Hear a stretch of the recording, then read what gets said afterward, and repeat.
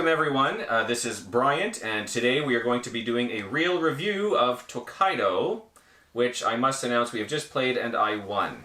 I just felt it was important to point that out. Yeah, I'm sure that'll be rubbed in my face. It's going to be rubbed in because it's the first time I've won a game on this show. So we're going to have some questions, see how we felt about the game. Matt, when or how often do you feel you would pull this game off the shelf? How often would I pull this game off the shelf? So this game, I find, is short enough that you can actually get it to the table on a good number of games nights. It's also fairly easy to teach to people. It's really just move to a space, get a card.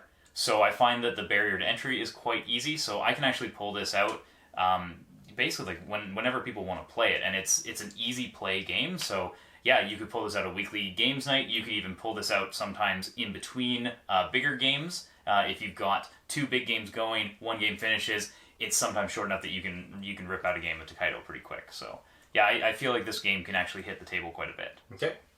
Ryan. Yeah, I just add to that because of the nature of the game, there's a little bit of strategy to it, and like near the end there of our playthrough, we were trying to figure out what would get us most points. But overall, the game's pretty chill. So we've just played a 3 or 4 hour board game, and you want something to kind of finish the night off, or vice versa. You want to start with something more chill before everybody gets there for a longer game. It's a good game to kind of not soak up too much of your brain, but also there's lots of fun stuff, and it's a very interesting in that way still. Yeah. So, yeah. And as someone who leans more heavily towards heavy games, being a TI4 man, this is something for me. It's a mood. So it's just a really chill, relaxing game. So this is kind of something where I would just pull out if I wanted to play a quick game with somebody, maybe chat while we're just hanging out, just relaxing, not really too concerned about who wins, even though I am absolutely rubbing in as much as possible that I did win this game. Yeah. But I also want to emphasize that I don't care that I won this By 1 coin. Yeah.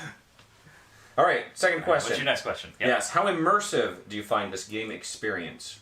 I don't find this one to be overly immersive for myself. I don't know what it is about it, but it just, for me, it just becomes a card collection style game, and for me, it's like this game just becomes point salad, and I look at all the numbers on the board, and that's really what I'm focusing on, so I don't personally get into the theme.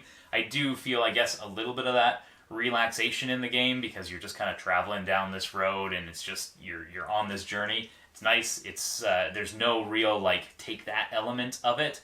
But on the same token, it's really just I'm looking at the numbers and I'm trying to figure out what's the best. I disagree about the take that element because you guys did keep deliberately landing on spots that I wanted. Well, you want to go to all the spots and stuff, But, yeah, we definitely you want to go to all the spots, and yeah, we take some things from you, but really I'm taking those spots because they give me points, and it's going to get me another turn. So it's kind of like, yeah, I'm going to take your spot, but it's just because it's open. It's not like I have anything against you. It's just, that's the next spot open. Yeah. True.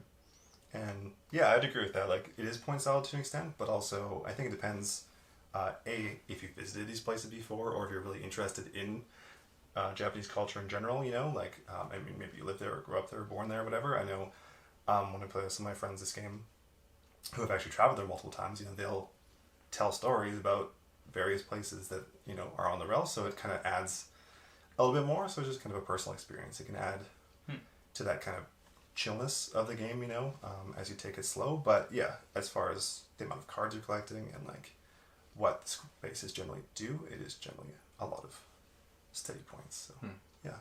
For me, every game I play is immersive simply because it's kind of my nature in games to place myself into the game. I really was for this game Umegae, the street performer, but I take the points of point salad. Although point salad can be delicious, because I think it is really nice to have games where you have multiple avenues to win, different strategies you can take.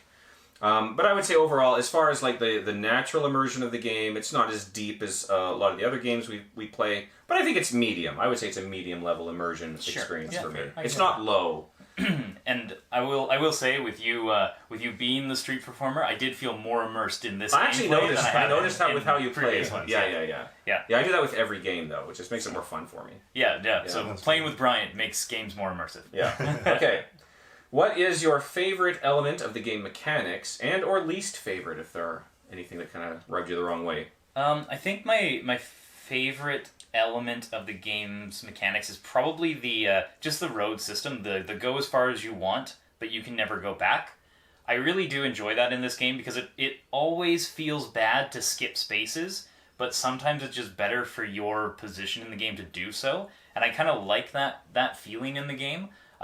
Like every now and then, like I don't have enough money, so I can't really spend it on the shrine right now, so I have to skip that shrine space. But then I know that the guy right behind me is going to just pick up that shrine space as kind of a bonus move and then move forward. And yeah, it's one of those actions that like it feels bad, but I like the fact that it feels bad. Yeah. If that makes sense. Yeah. And so that's like one of my favorite parts of this game is that it has that mechanic in it, and it's I find that this is one of the basic games with that mechanic. So it's an easy game to teach people that go as far as you want, but you can never go back mechanic. I don't know what the terminology is for that, but that's what I really I can't think of about too many other games that use it this way.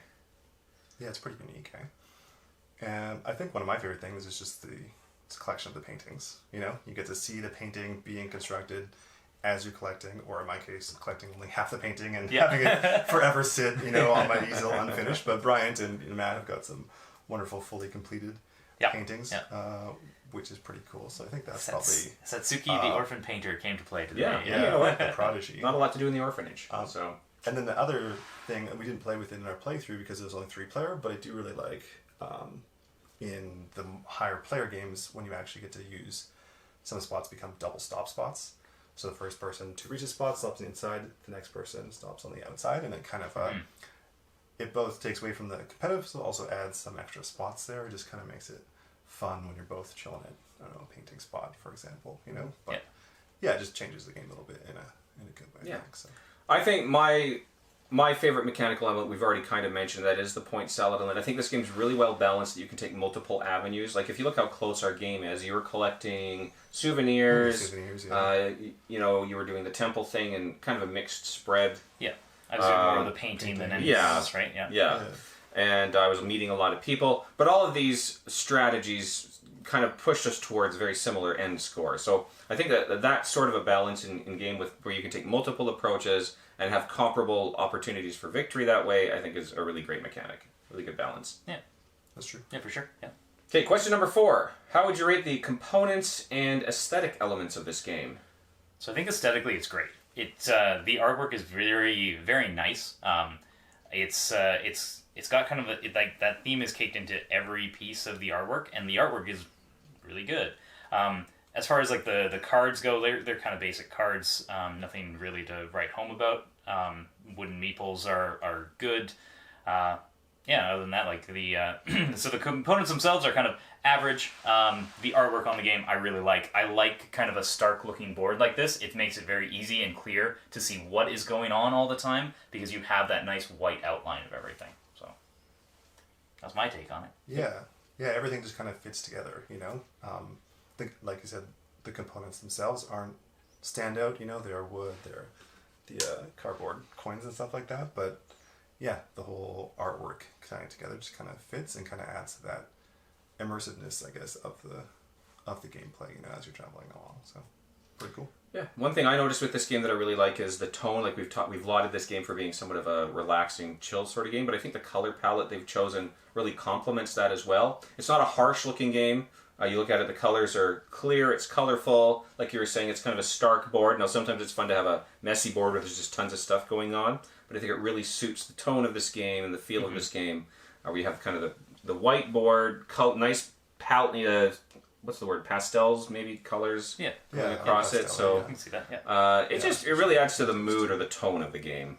Yeah. Kind of makes you feel less aggressive. I want to say too, the iconography is pretty good in the game too. Yeah. Like having played the game a few times, you can kind of tell what every card does and what it all means just by looking, right? And even the player powers, there's a couple of them that get a little bit confusing because they're kind of unique, but for the most part, the symbols all match up, and it becomes easier to play the game after a few playthroughs. Okay. Yeah, true. Which actually really feeds into my next final question is, do you have any other thoughts regarding the game experience? This is one of the games that I never really care that much if I win. As much as I always look at the points in this game, and like I break everything down by like what's the most point value I can make with every move, I have always enjoyed just relaxing and playing this game and not really caring about who comes out on top. And that's unique, I think, because I normally get pretty competitive in games. So that's fair. I think one thing about this game is every time after I play it, even if I've already had dinner, you just get hungry. Yes. All these pictures of sushi, nigiri, etc. You know, it's just inevitable that you want to go roll up to the next sushi joint and just, you know, grab some food after this. But yeah, no. Beyond that, not too many other comments. It's a fun game. It's one of my favorites. So. Yeah, I feel like this is one where I would feel very comfortable pulling out with friends of mine who aren't really gamers. It's simple enough to teach, simple enough to do. There's not that, like you've mentioned, not too much of a competitive spirit. It's something you can make friends with. You know, not like Monopoly, which is a losing friends sort of a game. Yeah. This is kind of a making and keeping friends sort of a game. There you go. So yeah, I like that about it. Or lots of friends. Sometimes you want to lose friends, but you know. In Bryant's Yeah, I mean, lots of friends. a ton of imaginary friends. I'll never be lonely again. Yeah.